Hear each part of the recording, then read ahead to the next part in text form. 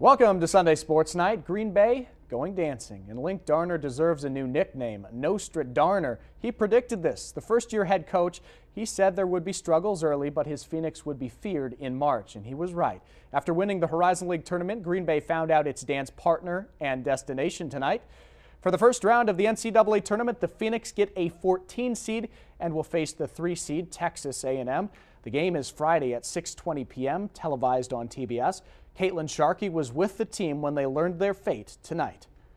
After waiting 20 years. Thanks, Caitlin. And as for the Badgers, they're back in the tournament for an 18th straight season. In dire straits after a 1-4 start in Big Ten play, Greg Gard led his squad to wins in 11 of their last 12 games before 2 straight losses to close the season.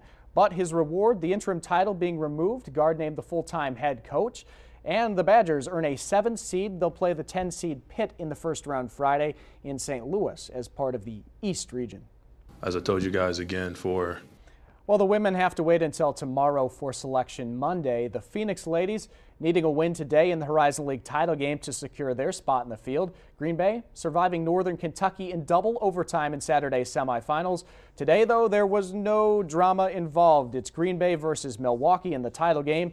And early on, Green Bay goes on a 12-0 run, capped by Tisha Buck, the 3, and the Phoenix up 15 early. Then just before the half, Buck from deep again, she will knock it down, and Green Bay was up 20. It wasn't much different in the second half. The Phoenix up 26, Marin Crocker to Allie LeClaire. This game not even close. The Phoenix led for all but 2 minutes today. Crocker is the tournament MVP. Green Bay doubles up Milwaukee 64-32. They're going dancing.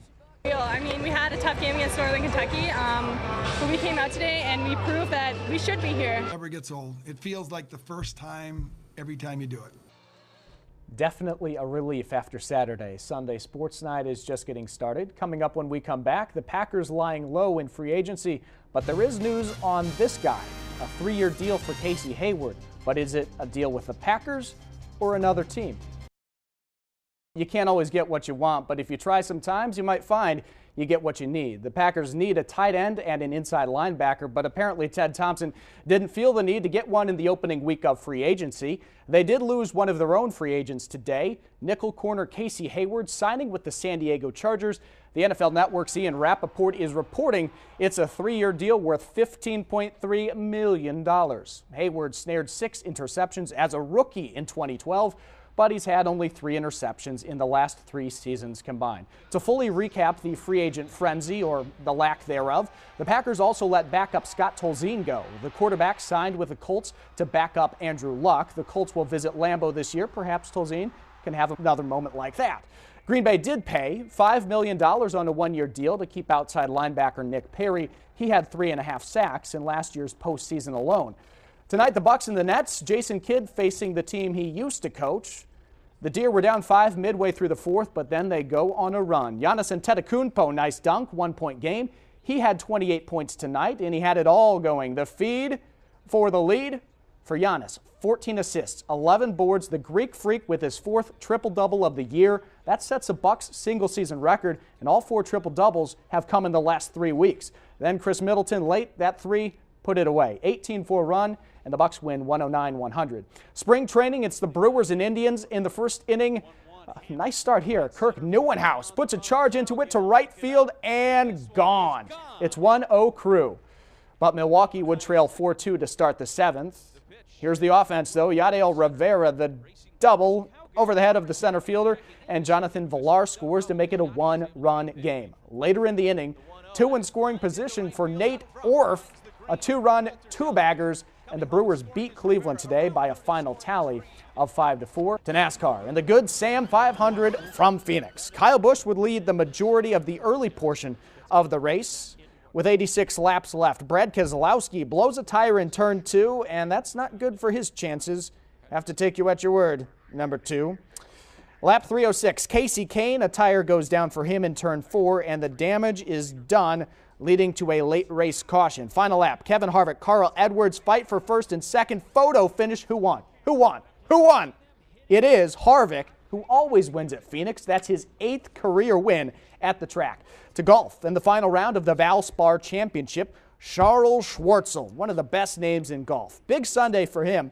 65 feet away for birdie at 13. And when putts like that drop, it's your day. He would card a 67 to finish -7. Final hole, Bill Haas at -7 for birdie and the win. No, because it's the other guy's day. Like I told you, first playoff hole, Haas on the tee, and Haas way right into the trees. And Schwartzel just needs that for par and the win. You better believe it. Schwartzel wins it, and we'll be back to wrap everything up next. Good morning. The Badgers had it won, but are bounced by Notre Dame in the Sweet 16 Friday night. Wisconsin stunned in a final frenzy from Philly. In the Sweet 16, the first 16 minutes would belong to the Badgers. Great passing to Bronson Koenig for the 3 and a 22-13 lead, but Wisconsin would get just 1 point the rest of the half. 23-19 Badgers at the break. Second half, Demetrius Jackson caps an 8-0 Irish run to tie it at 34-34. Tied with 4 minutes left. After 20 straight misses from deep, Nigel Hayes gets 2 big threes late. Badgers up 3, but Notre Dame answers again. Zach August on the lob. Tied at 51s. 26 seconds left. Vito Brownie was clutch in the first round. Clutch here. A 3-point Badger lead again.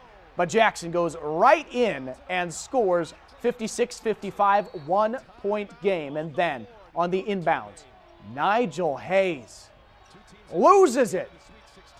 Stolen by Jackson for the lead. Check out the replay.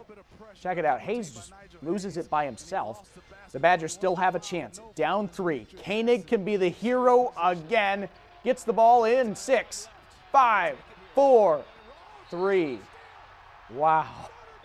Just loses the ball as Demetrius Jackson, the thievery. He steals it, and the Irish steal the game with an 8-0 run in the final 26 seconds. The Badgers in disbelief. First of all, I'm obviously disappointed with how it finished up. St. Norbert decided to start slow in the Frozen Four, but a 7-goal frenzy would flip the script in the national semifinals against UMass Boston, and that was just the start. SNC making its 10th Frozen Four appearance, UMass Boston its first, but no early jitters for the Beacons of Boston. They make it 3-0 just 6 minutes in. Doesn't look like there will be a 5th national title for the Green Knights this year, but they rally with an amazing 7 unanswered goals, including 6 in the second period. Pius Rulavicius made it 6-3, then scored again less than a minute later, 7-3, heading to the third. But back come those Beacons of Boston. 1:20 to play. Tyler Bishop, tie game. 7-7, we go to overtime, and in double overtime, the teams trade chances. St. Norbert denies it, gets the puck ahead to the junior Noah Nelson, skating in alone, the poke check, but the puck trickles in, and SNC wins 8-7. They move on to the title game. They'll play Stevens Point for the championship tonight. That's it for sports. Have a great day. Sunday Sports Night covers all the bases tonight. The baseball season off and running. Brewers highlights, a Masters meltdown. The Bucks need overtime. Those stories and tons to boot. Buckle your seatbelt. Sunday Sports Night starts next. Quadruple bogey. Those words will forever haunt Jordan Spieth. The defending Masters champion strolling through the Georgia Pines with a 5-stroke lead as he made the turn. But a shocking turn of events would humble the 22-year-old who has led after 9 of his 12 career rounds at Augusta. But he still has only one green jacket to show for it. To Spieth in a second, but first, early in the day, it was a parade of aces at 16. Shane Lowry, Davis Love III, and then Louis Oosthuizen. Oh, Louis gave us that amazing double eagle at the Masters 4 years back, and this shot, unforgettable as well. He bounces it off the other ball, and it's going to keep rolling and rolling, and it drops for a hole-in-one. Way to go, Louis. Back to Spieth. He had 4 straight birdies to close the front 9 in style, but then a bogey binge begins. Bogey at 10, bogey at 11, and here the unthinkable. Quadruple bogey 7 on the par 3 12th. He would take a drink not just once, but twice. Splash. Spieth giving back 6 strokes in just 3 holes, vaulting Danny Willett into the lead. And the Englishman fires a 5-under 67 to reach the clubhouse in front. He did not have to play with pressure for very long. Willett was behind most all day, then suddenly thrust into the lead. Spieth gets birdie at 15 to get back within 2 with 3 holes to play, but he can't make up the gap. Spieth suffers a crushing defeat, and then he has to be the one to put the jacket on the winner Willett. as you can imagine. The Brewers' 6-game homestand to start the season coming to a close. The Crew hoping to leave town on a high note with a series win. Rubber match with the Astros from Miller Park. The pitching matchup was Jimmy Nelson against last year's Cy Young winner Dallas Keuchel, and it's a bad start for the Brewers.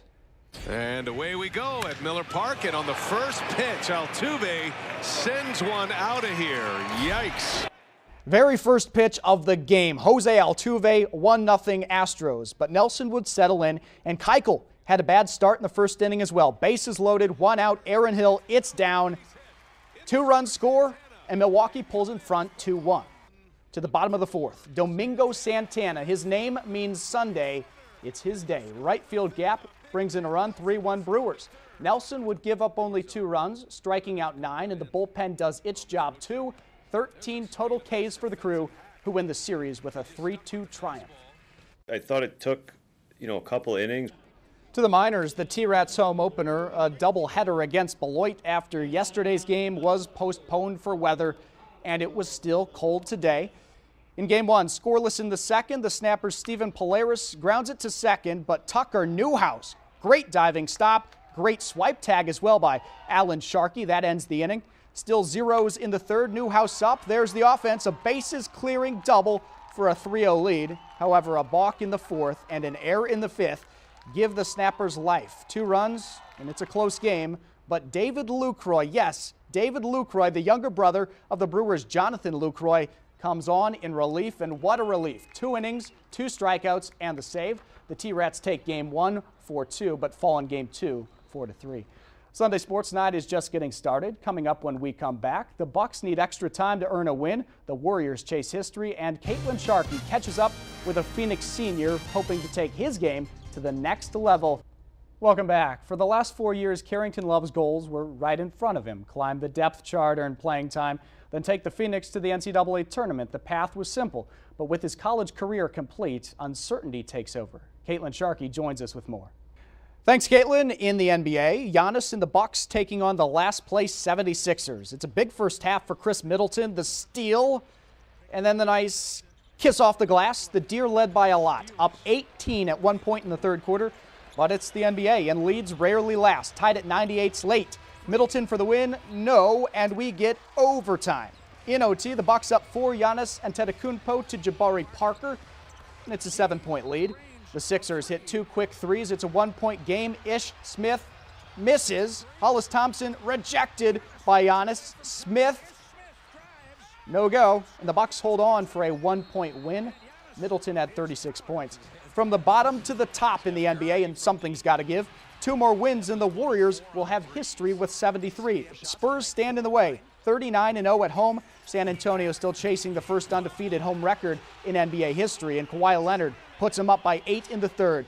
However, Steph Curry going for the old-fashioned 3-point play. He was huge in the second half. 31 points for Curry, and the Warriors pull away to win it. They improve to 72-9. The big season finale is Wednesday at Oracle. Well, the winningest quarterback in Wisconsin history is getting ready for the NFL draft, but Joel Stave does not seem to care if he's taken or not. After all, he's been taken for granted the last 4 years. Despite going 31-10 as a starter, the Badger quarterback constantly badgered by malcontent fans expecting nothing less than the next Russell Wilson. So if Stave has to go undrafted and sign with a team without hearing his name called, so be it. Stave estimates he's talked to nearly every NFL team during the pre-draft process, and it's been quite the process. To be honest, I don't really know what to expect. Well, in the pros, the Packers making a little news this week, releasing inside linebacker Nate Palmer and losing Dimitri Goodson to a 4-game PED suspension. Let's talk about Palmer first. He started the first 10 games last year before rookie Jake Ryan took his job late in the year. Palmer's release leaves just 3 inside linebackers on the Packers roster. Remember, Clay Matthews is moving back outside this season. The suspended Goodson is a backup cornerback who had only 5 tackles and a pass breakup last year. He played mostly on special teams. Goodson joins defensive lineman Mike Pennell on the Packers list of players who must sit out the start of the season. Pennell got a 4-game ban for violating the league's substance abuse policy.